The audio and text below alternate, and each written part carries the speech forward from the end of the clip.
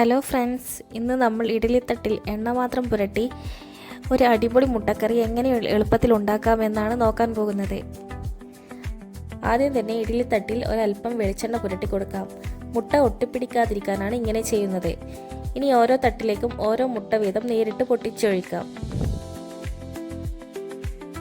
ഇനി ഇത് ഇഡ്ഡലിപ്പാത്രത്തിൽ വെച്ച് നല്ലതുപോലെ ആവിയിൽ വേവിച്ചെടുക്കണം. മുട്ട വെന്ത് വരുന്ന സമയം കൊണ്ട് നമുക്ക് ഇതിലേക്ക് വേണ്ട മസാല തയ്യാറാക്കാം.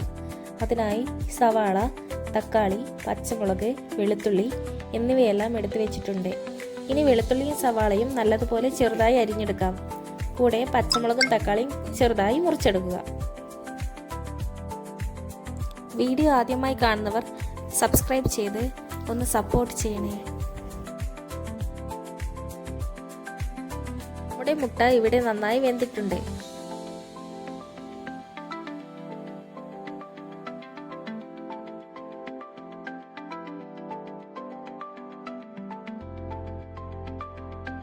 എണ്ണ ചൂടായി വരുമ്പോൾ കറിവേപ്പിലയിട്ട് മൂപ്പിക്കാം.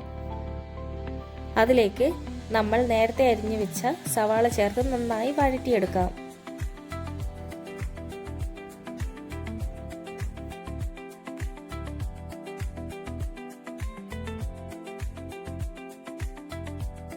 സവാള ഒന്ന് വാടി വരുമ്പോൾ പച്ചമുളകും തക്കാളിയും വെളുത്തുള്ളിയും ചേർത്ത് വീണ്ടും നന്നായി ഇളക്കി കൊടുക്കുക.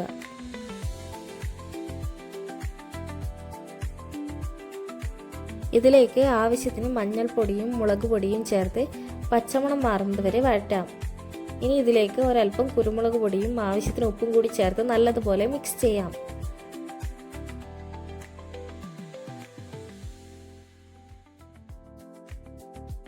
നീർദോശയ്ക്കും പാലപ്പത്തിനും പറ്റിയ നല്ലൊരു റെസിപ്പി തന്നെയാണിത്.